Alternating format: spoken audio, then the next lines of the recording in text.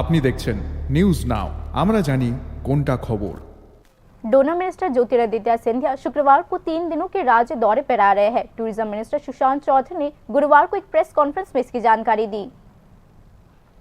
Union minister Jyotiraditya Scindia tourism के development के लिए अलग अलग सेंट्रल और डोनर मिनिस्ट्री के अलग अलग प्रोजेक्ट्स को देखने और उनका शिलान्यास करने शुक्रवार को राज्य आ रहे हैं।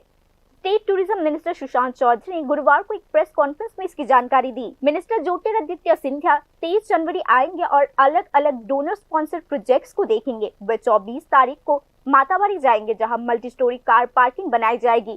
वे 24 तारीख को कदमतला कुर्ती में अगर क्लस्टर का शिलान्यास भी करेंगे। वहां से वे उन्नकोटी जाएंगे, उन्नकोटी से सीधे नारिकल कुज्जो जाएंगे। टूरिज्म मिनिस्टर सुशांत चौधरी ने कहा, মুখ্যমন্ত্রীর সঙ্গে মিটিং করবেন বা মাননীয় মুখ্যমন্ত্রীকে সঙ্গে নিয়ে কয়েকটা জায়গায় ওনার ভিজিট রয়েছে।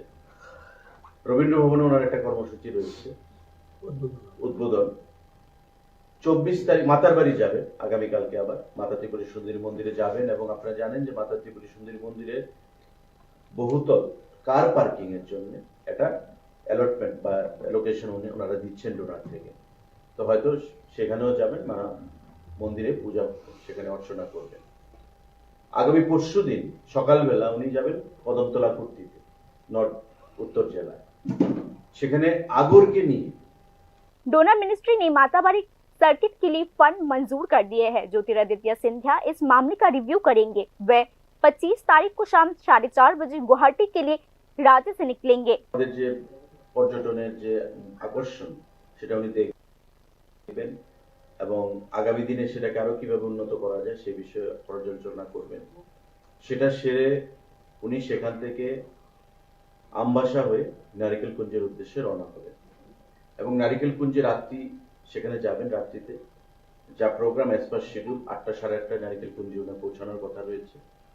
সেখানে আমি পর্যটন মন্ত্রী হিসেবে নারিকেল কুঞ্জে থেকে ওনাকে আমি স্বাগত জানাবো আমার আধিকারিকদেরকে নিয়ে এবং নারিকেল কুঞ্জে রাত্রি যাপন করবেন 24 তারিখ।